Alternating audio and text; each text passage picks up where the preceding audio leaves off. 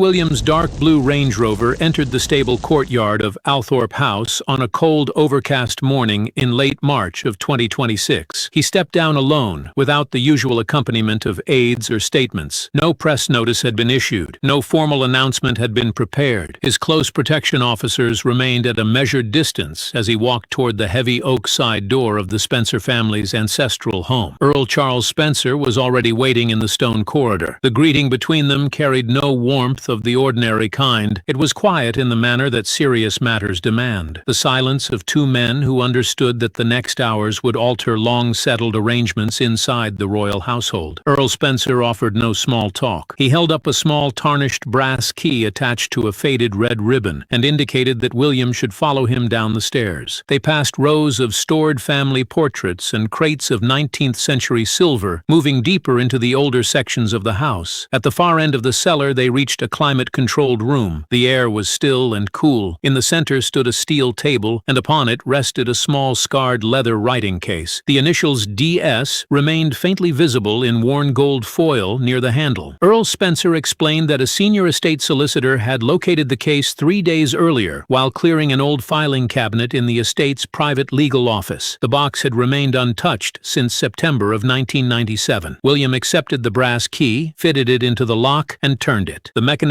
released with a sharp metallic sound. He lifted the heavy lid. Inside lay a modest collection of private photographs, an old leather-bound diary, and a single heavy vellum envelope sealed with blue wax. The wax carried the clear impression of Princess Diana's personal signet ring. On the front of the envelope, written in her distinctive sharp cursive, appeared one word only: William's name. He held the envelope for a long moment. Turning it over, he noted a secondary stamp from a London courier firm, dated August 15, 1997. He instructed his protection officer to record the tracking number on a secure Palace device before any further handling. The officer entered the details into the Kensington Palace security registry and cross-checked them against travel records from that week nearly 3 decades earlier. The records confirmed that Diana's personal driver had made an unlisted journey from London to Althorp on that Friday afternoon, carrying a secure administrative pouch. The chain of custody remained unbroken. The document had neither been moved nor opened since the day it was sealed. Earl Spencer left the room, closing the heavy vault door behind him to afford his nephew privacy. William sat on a plain wooden chair beneath the bare bulb of the basement ceiling. He held the envelope in both hands, registering the weight of the thick paper. Somewhere in London, he sensed, someone had waited nearly 30 years for this precise moment. Using the blade of his pocket knife, he worked carefully along the edge of the blue wax, taking care not to damage the paper beneath. He drew out 3 closely written pages. The ink was a deep navy blue, the particular shade Diana reserved for her most private correspondence, written with the fountain pen she employed when she wished her meaning to be unmistakable. The date at the top of the first page read the 14th of August, 1997, 17 days before the accident in Paris. What he found was not a farewell. There were no emotional appeals, no expressions of affection, no final words of maternal farewell. The text read instead as a formal legal memorandum. Its precision and architectural clarity struck with greater force than any expression of grief could have done. Diana had not written because she anticipated her own death. She had written because she foresaw a development and chose, with deliberate calm, to construct a protective boundary around her sons before that development arrived. William read the first page slowly, then the second. His eyes moved steadily until they halted at a section halfway down the second sheet, where the underlining was so heavy that the pen had nearly pressed through the vellum. There she had set out precise, binding conditions concerning the woman who would one day marry King Charles. She named her directly. Using language carefully advised by her own legal counsel, she stipulated that under no circumstances should that woman inherit, use, or publicly associate herself with the personal jewels, ancestral property, or ceremonial titles belonging to the Spencer family lineage. The restrictions were neither vague nor emotional. They were the language of a document a court could interpret without ambiguity. William sat with the 3 pages on his lap for some time. Then he returned to the envelope and felt within the deeper fold of the lining. Something small and solid remained. He turned the envelope and shook it gently. A gold charm no larger than his thumbnail fell into his palm. It was shaped as a polo-mallet, engraved with the initials D and W. He recognized it at once. It had formed part of the charm bracelet Diana wore throughout his childhood at Kensington Palace, the kind of object a boy notices because it catches the light when his mother reaches across a table or draws him close. Its presence was intentional. No explanatory note accompanied it. None was required. The charm served as her signature in a form no forger,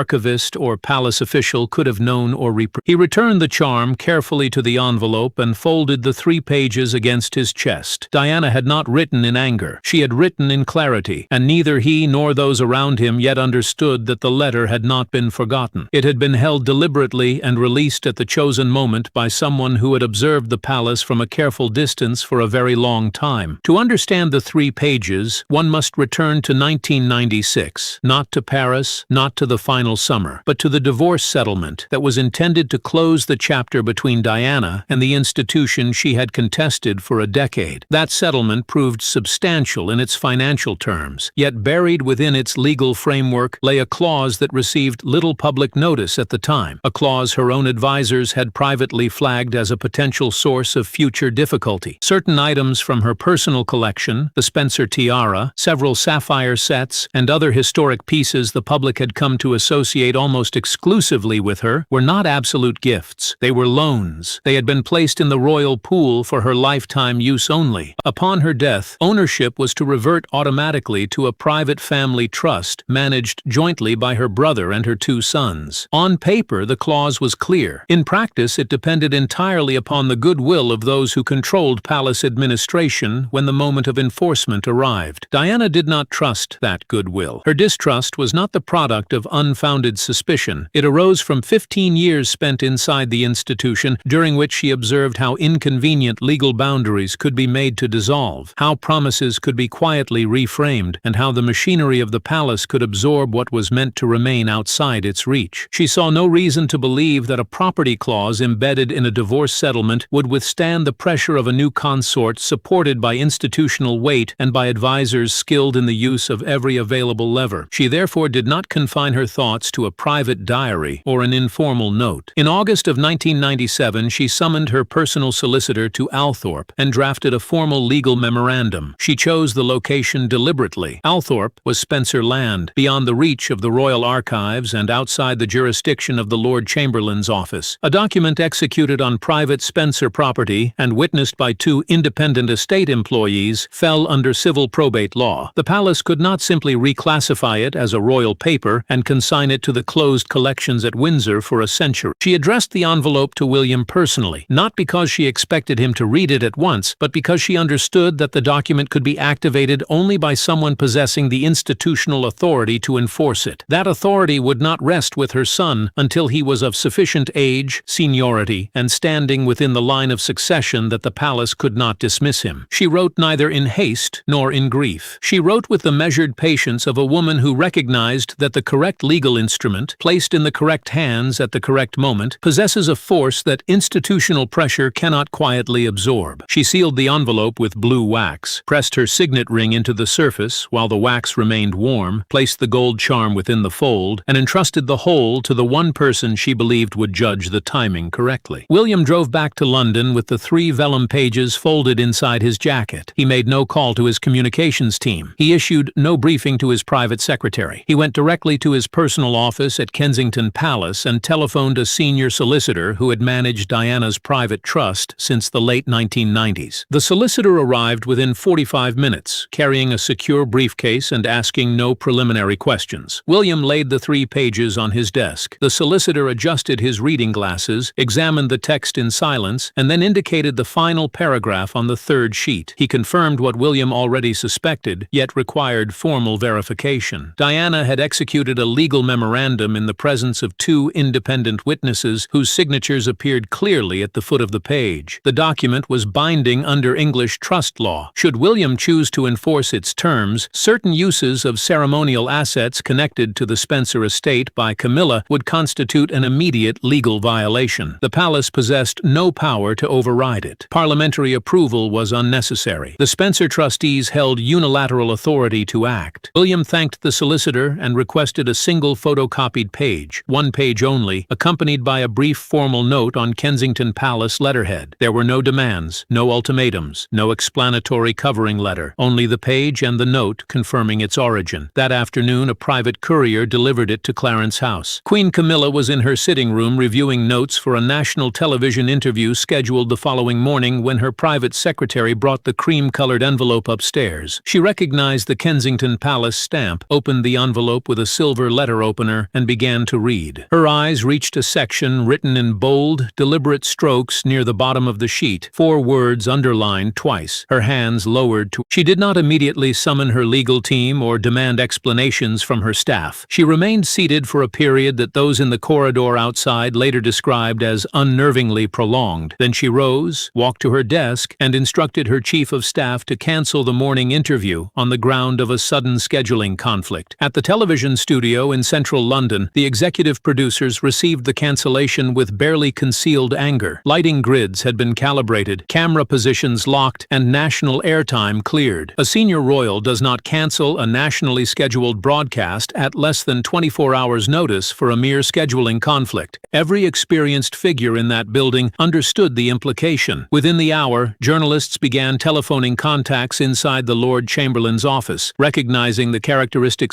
Camilla's lawyers spent the remainder of the evening searching for a procedural weakness. They identified one possible argument. The document received was a photocopy. Without the original, formal legal validity could not be verified. Yet Camilla herself already knew the handwriting was authentic. She had recognized it before completing the first line. Their preliminary position, that until the physical pages were produced and independently authenticated the memorandum carried no enforceable weight, appeared reasonable. It endured only until midnight. William had anticipated the objection. At 10 o'clock that evening, a private car cleared the security checkpoint at Buckingham Palace under a high-priority clearance issued from his office. The passenger was Dr. Elizabeth Vance, a retired senior forensic handwriting analyst who had worked for 3 decades with Scotland Yard on document authentication. She held no institutional loyalty to either household. She was simply the most qualified specialist available for the task required before morning. By midnight, her equipment was operating on the mahogany table in William's private study. For 2 hours, she examined the pages under ultraviolet light, analyzing the micro grooves of the navy blue ink at high magnification. William stood behind her in silence. Dr. Vance demonstrated that the indentation depth of the ink was consistent with a Montblanc fountain pen of the mid-1990s. The paper stock bore a watermark from a specialist manufacturer in Gloucester that had permanently closed in 1999. The vellum could not have been obtained after that date. The 2 witness signatures matched the body text in ink depth and micro variation, confirming they had been applied in the same session with the same instrument. The document was neither a draft nor a modern forgery. It was a fully executed legal instrument authenticated to the fiber of its paper. She then produced a small evidence bag containing the gold polo-mallet charm. The oxidization pattern on its surface was consistent with nearly 30 years of sealed storage in a dark, climate-controlled environment. The tarnishing was uniform and gradual, impossible to replicate artificially. The charm had remained inside the envelope since the day the wax was poured. Dr. Vance signed her formal report and departed before 1 o'clock. By 2 o'clock, the authentication had reached Camilla's private tablet through the secure internal messaging system. The primary line of defense had collapsed before dawn. Yet one question remained unanswered by William's advisors. Why had the box survived 30 years of estate audits untouched? The letter had not been overlooked inside a filing cabinet. Someone had placed it there with intention, protected it, and chosen this precise moment and no other to release it. At 10 o'clock on Saturday morning, the dining room of a Belgravia hotel stood empty, save for one figure seated by the window, holding a porcelain teacup. She wore a simple dark wool coat and a strand of pearls. She did not rise when William entered, nor did she offer conventional greeting or explanation for the choice of meeting place. She indicated the empty chair opposite and pushed a small velvet jewelry box across the white tablecloth. William opened it. Inside lay a gold charm shaped as a polo mallet, identical in every detail to the one Dr. Vance had examined hours earlier. Lady Sarah McCorquodale, Diana's eldest sister, co-executor of the original 1996 will, and one of the few remaining persons who had been present in the weeks immediately after Diana's death, looked across the table and began to speak. She told him that she herself had placed the leather writing case inside the Althorp filing cabinet in the spring of 1998. She had kept the master key in her personal safe for 28 years. The estate solicitor had not discovered the box by chance during routine clearance. He had found it because she had telephoned him 3 days before William's visit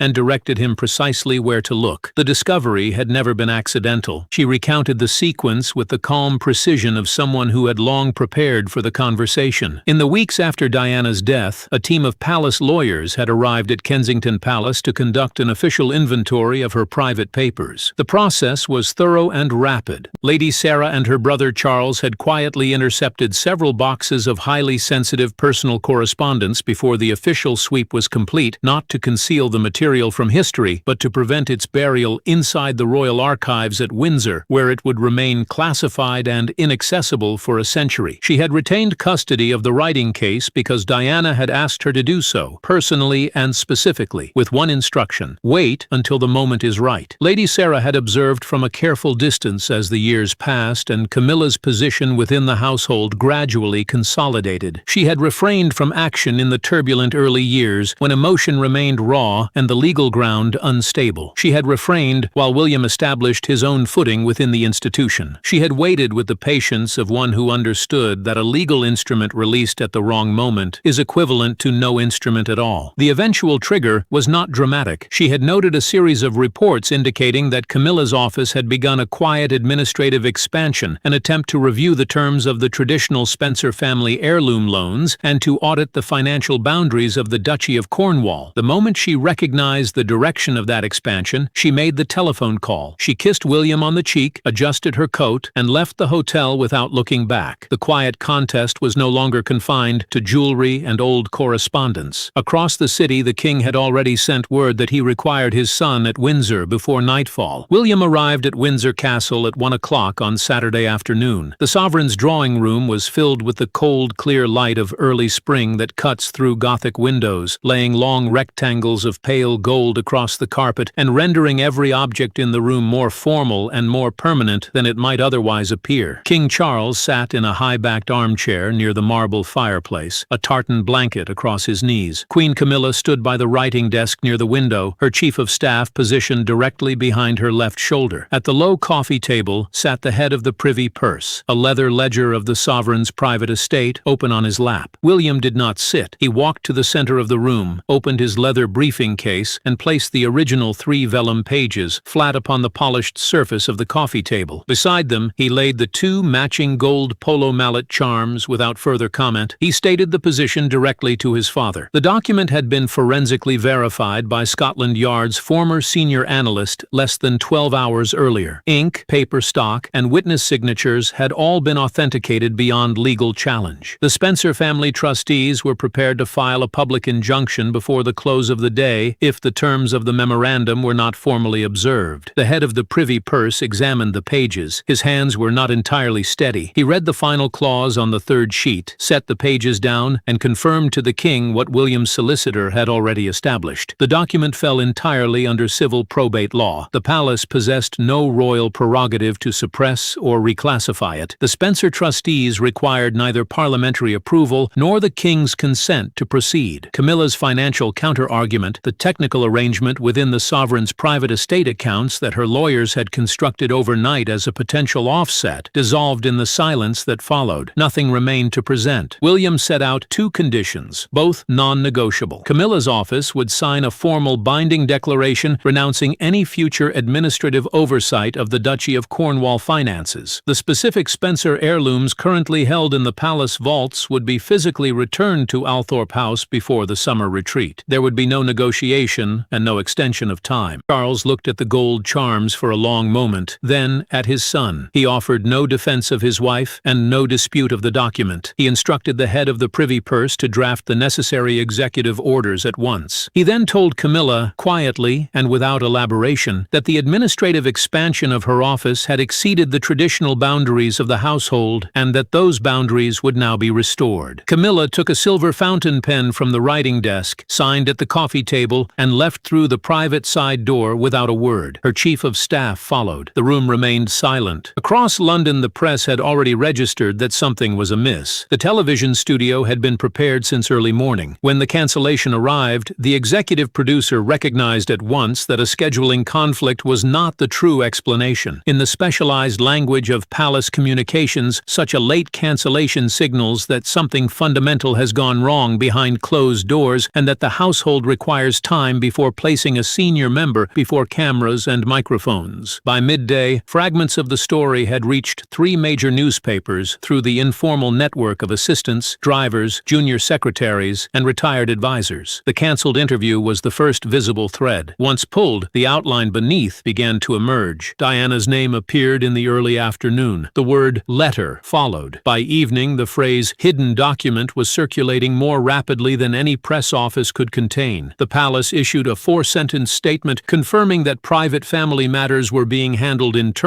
and that no further comment would be forthcoming. Experienced correspondents understood the statement as confirmation that something significant had occurred. 3 days later, Camilla appeared at a scheduled garden party of the Royal Horticultural Society in Chelsea, attended by the King, the Queen, and the Prince of Wales. The arrival sequence revealed more than intended. William stepped out first, Charles followed, Camilla emerged last. As they arranged themselves on the gravel path, she walked 1 step behind and slightly to the left, not at the King's shoulder in the position her office had worked for 2 years to establish as the default. Within the internal hierarchy of palace protocol, the positioning carried a clear message. William walked to his father's right. A veteran royal photographer later noted that in 140 frames taken throughout the afternoon, Queen Camilla and the Prince of Wales were never photographed standing side by side. In every frame containing both, someone or something always stood between them, or one had partially turned away. Nothing at such an event is accidental. When the two came face to face in the greeting line, the handshake lasted precisely the correct number of seconds. The smiles were correct. The cameras recorded 2 people performing the public fluency refined across generations, the capacity to stand inside profound private tension and give the watching world nothing that would confirm what it already suspected. The afternoon told those present all that was necessary. What Diana's letter set in motion, and what it would mean for the family long after the garden party photographs were filed, would require years fully to unfold. The basement vault at Althorp now stood empty. The steel table was bare. The scarred leather case had been moved to the Spencer family's formal legal archive, catalogued under a reference known only to the trustees, and placed in a climate-controlled unit that would preserve its contents for future historians eventually permitted to read the 3 vellum pages. The room retained the scent of stone and old air. There was nothing further to discover. It was the proper place to conclude. William had not sought the confrontation as ambition or revenge, nor as a settling of scores on behalf of a mother the palace had wronged. He had enforced a legal boundary that Diana constructed because she understood that legal boundaries, unlike emotional appeals, cannot be waited out by an institution practiced in absorbing grief. She wrote the 3 pages not in anger, but in clarity, the cold-eyed clarity of a woman who had spent 15 years learning the institution's methods and chose, in her final weeks, to employ that knowledge once more on behalf of those she would leave behind. What William obtained was not merely the return of certain heirlooms or the restriction of administrative reach. Those were the visible results. Beneath them lay something more durable, the demonstration, without press conference or public statement, that he held a category of authority within the family that could neither be replicated nor neutralized by his stepmother's team. The moral weight of a mother's documented wishes, forensically authenticated and legally enforced, is not a weapon that can be confiscated or redirected. It exists for as long as he chooses to hold it. What Camilla lost was not her title or her formal public standing. She lost the administrative momentum her office had been quietly assembling, the slow expansion of institutional footprint by which power actually advances inside a structure such as the British monarchy, not through dramatic announcements but through the gradual redrawing of boundaries most people notice only after they have already shifted. That expansion had been halted, and the halt had been witnessed by every senior figure within the household. Charles protected was the monarchy itself, its appearance of continuity, its capacity to absorb a crisis without public rupture. He did so at a personal cost that no official record would formally acknowledge. And Diana, dead nearly 30 years, who had written 3 pages by hand in a private house in August of 1997, sealed them with blue wax, placed a gold charm inside the fold, and trusted her eldest sister to judge the moment. Diana had protected her son's future from beyond the reach of the institution that had long sought to define her legacy and to decide who might carry it. She wrote the letter before the internet existed, before William was old enough to comprehend what she was constructing, before anyone inside the palace believed her capable of thinking so far ahead. It proved that she had always been thinking that far ahead. They had simply not been paying attention.